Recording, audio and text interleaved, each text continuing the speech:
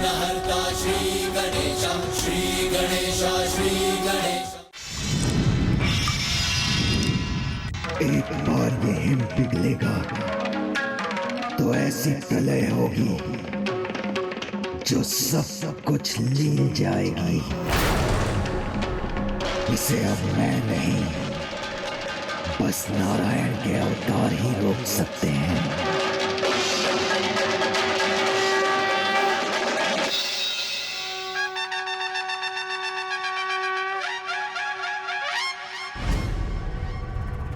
यदि मेरे हाथ में कोई उपाय होता तो मैं अवश्य करता।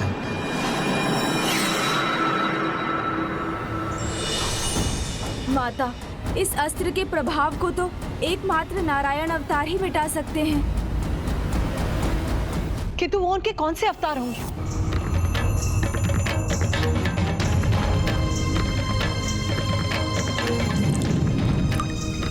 शीघ्रता करो गणेश, क्योंकि ये हिम अब पिघलने ही जा रही है। इससे होने वाली महाप्रलय सब कुछ नष्ट कर देगी।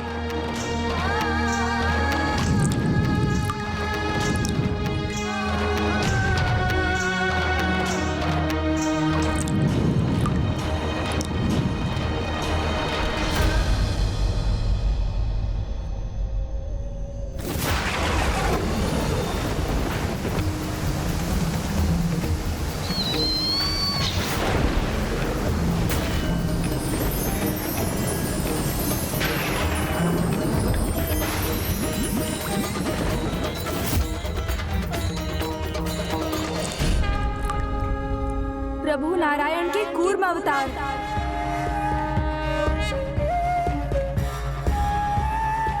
कूर्म अवतार? पूर्व काल में जब मंदार पर्वत सागर के जल में डूब रहे थे, तब प्रभु कूर्म ने ही उन्हें अपनी पृष्ठ का आधार प्रदान किया था।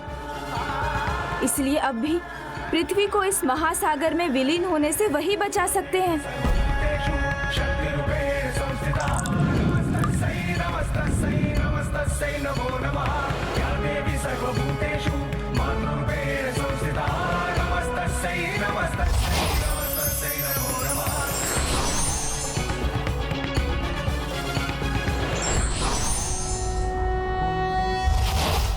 शान्ताकारं भुजगशयनं पद्मनाभं सुरेशं विश्वाकारं गगनसदृशं मेघवर्णं शुभांगं लक्ष्मीकान्तं कमलनयनं योगिहृदध्यानगम्यं वन्दे विष्णुं भवभयहरं सर्वलोकैकनाथं।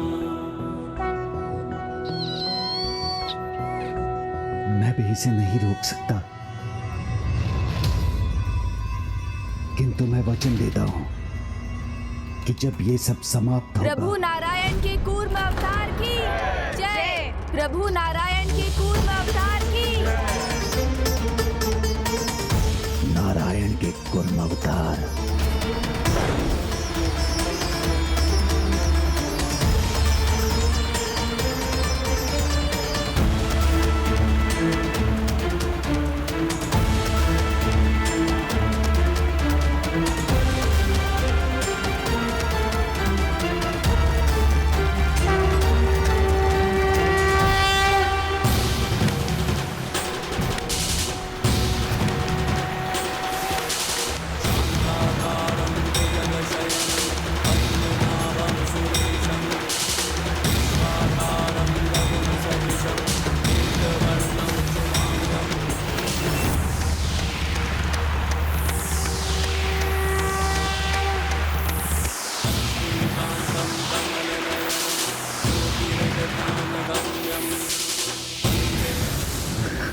मेरा अर्णवस्त्र निगल लिया इस आदि कुर्म ने।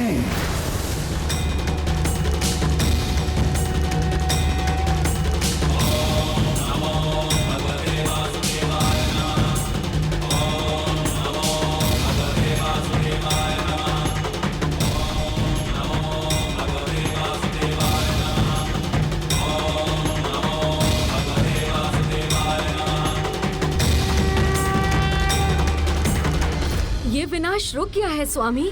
आपकी समस्या का समाधान हो गया है स्वामी। आइए अब अपनी पुत्री को ढूंढते हैं। हमारी पुत्री?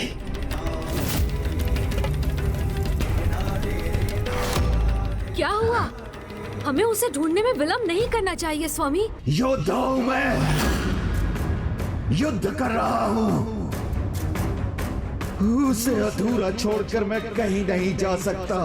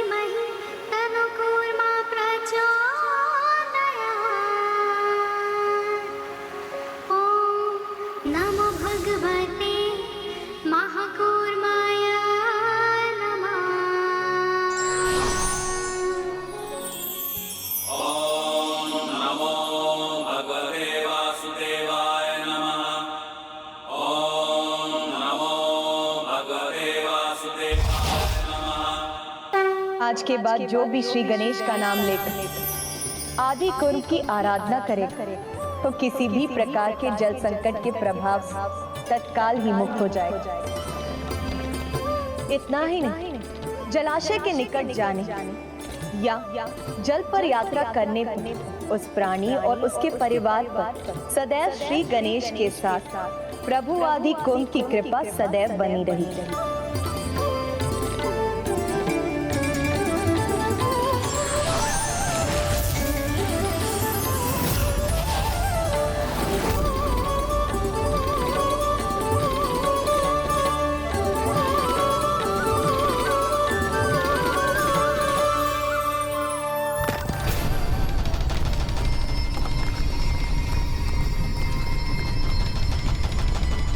गणेश जी, अब ये कौन सा नवीन संकट आन पड़ा है?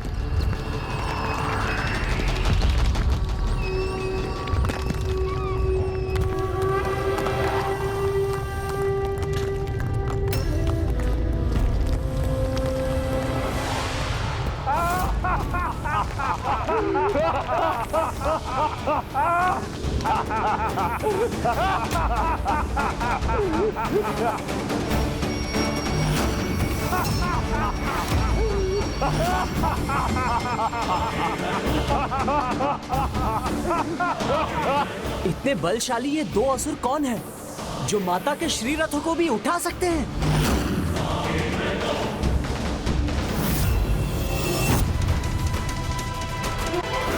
मेरा ध्यान थोड़ा सा क्या भटका कि तुमने मेरा अर्णव अस्त्र विफल कर दिया, किंतु ये दोनों कदापि असफल नहीं होंगे, क्योंकि इन्हें पहचान पाना ही नहीं, इन्हें पराजित करना भी असंभव है। जो तुमने किया है उसका दंड तो तुम्हें भुगतना ही होगा भंडासुर।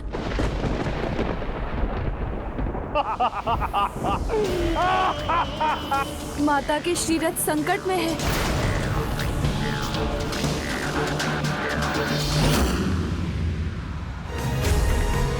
निशस्त्र खड़ी है माताओं की सेना।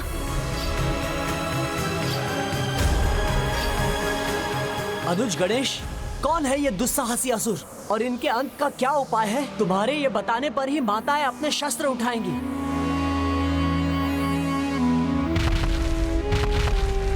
यही प्रश्न तो मेरे मस्तिष्क में भी गूंज रहा है, किंतु बिना इन असुरों को पहचाने इनके अंत का उपाय माता को बताना संभव नहीं।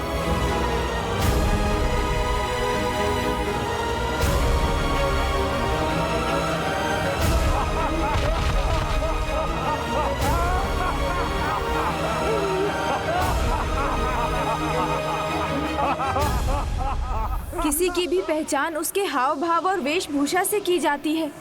इन्हें देखकर तो यही लग रहा है कि ये पूर्व काल के कोई असुर सम्राट हैं। नहीं गणेश जी, इस बार आपका इन्हें पहचानना संभव नहीं, इसलिए गणेश जी पराजय का मुख देखने के लिए तैयार हो जाइए। इनकी पराजय तो हमारे आगमन से ही निश्चित हो गई है भ्राता।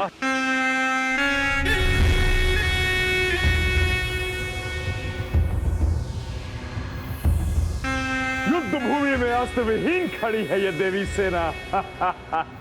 तो फिर इनका शीघ्र अंत कर अपना कार्य संपन्न कर लेते हैं हम लोग।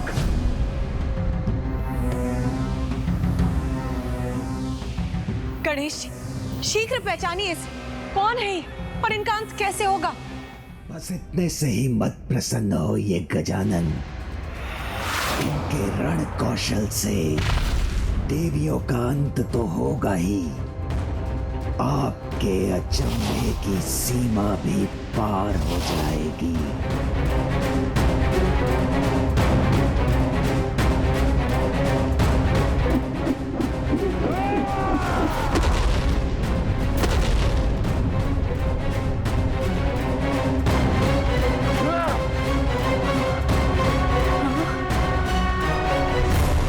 अंतिम चेतावनी है ये हमारी।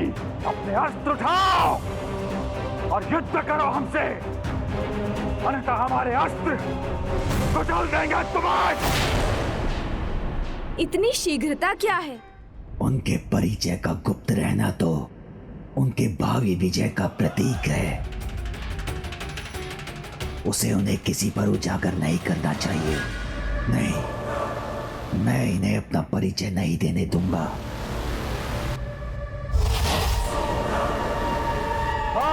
उचित है, शत्रु को तो अवश्य पता होना चाहिए कि सामने वाला योद्धा कौन है।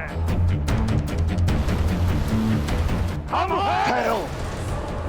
कुछ मत कहना, क्योंकि तुम्हारे परिचय का गुप्त रहना ही तुम्हारी शक्ति है।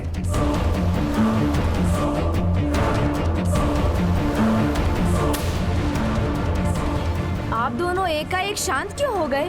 तो दीजिए ना अपना परिचय, बताइए ना कौन है आप दोनों महायोद्धा? भंडासुर, भंडासुर, भंडासुर, उन्हीं के लिए युद्ध कर रहे हैं हम।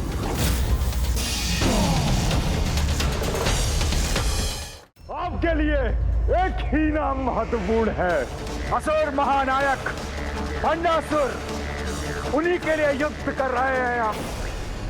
ओह, तो आप दोनों महाबली असुर किसी अन्य असुर के अधीन हैं? ये कैसा दुर्भाग्य है आपका। मुझे तो लगा था आप अतीत की परछाइयों से अपने नाम पर लगे कलंक को मिटाने आए हैं। स्वयं सम्राट होकर क्या आप ये नहीं चाहेंगे कि संपूर्ण संसार आपको आपके नाम से पहचाने, ना कि भंडासुर के सैनिकों के रूप में जाने?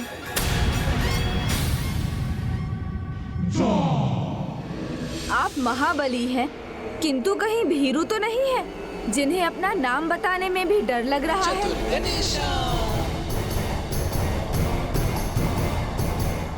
नहीं नहीं, कुछ मत कहो तुम दोनों। माता पराशक्ति, श्री माता ललिता के श्री रथों को उठाने वाले महापराक्रमी असुर किसी अन्य के सेवक नहीं, महायोद्धा, महासम्राट हैं। ये जगत को ज्ञात होना ही चाहिए, इसलिए गुप्त मत रखिए, अपने नाम बता दीजिए।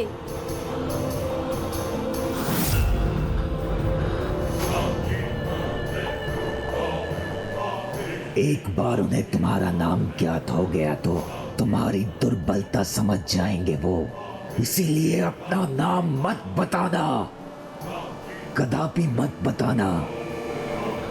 बताइए ना, आप अपना नाम बताइए।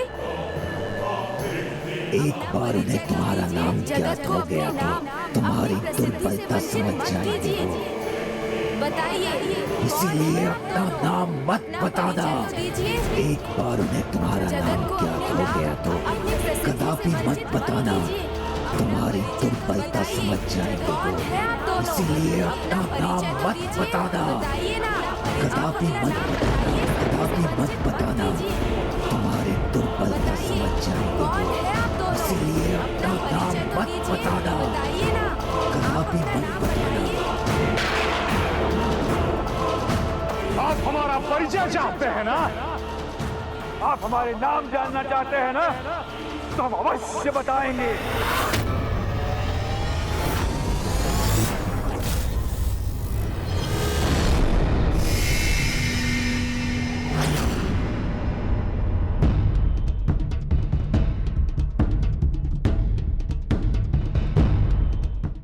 आप हमारा परिचय चाहते हैं ना? किंतु उस युद्ध में विजय पाने के बाद, विजय प्राप्त करने के बाद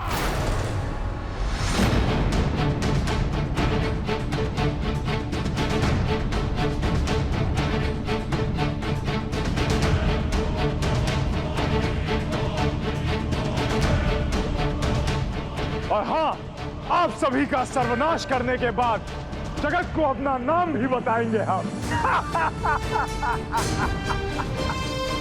ओह, तो अभी बताने से भयभीत हैं आप? क्या इसीलिए कि कहीं आपकी पराजय हो गई तो आपके नाम पर एक और कलंक लग जाएगा? संसार आपको तुच्छ असुर मानेगा, जिन्हें एक नया अवसर भी मिला किंतु वो पुनः पराजित हो गए। सत्य है ना? पराजय के भय से ही अपना नाम नहीं बता रहे हैं ना आप? चतुर गणेशा।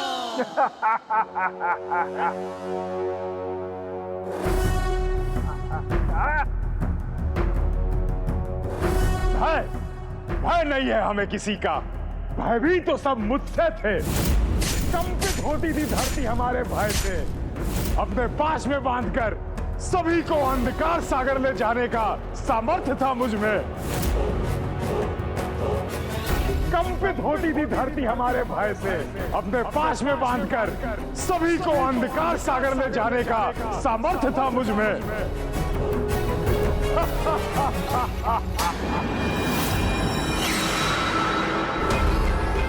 मत कहो कुछ, शांत हो जाओ। भयभीत होकर समस्त जगत मेरी पूजा करता था। मंदिरों में नारायण के स्थान पर मेरी पूजा करता था। मुझे भय किस बात का? समझ गया। आपका इतना ही परिचय पर्याप्त है।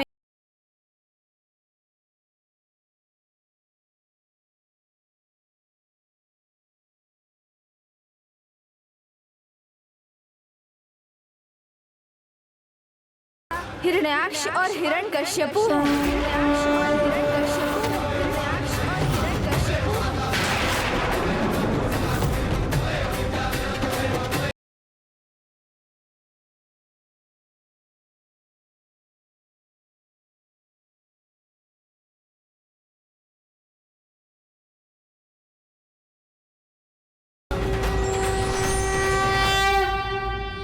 पराक्रम के साथ सूझबूझ का प्रयोग करने वालों की विजय निश्चित है।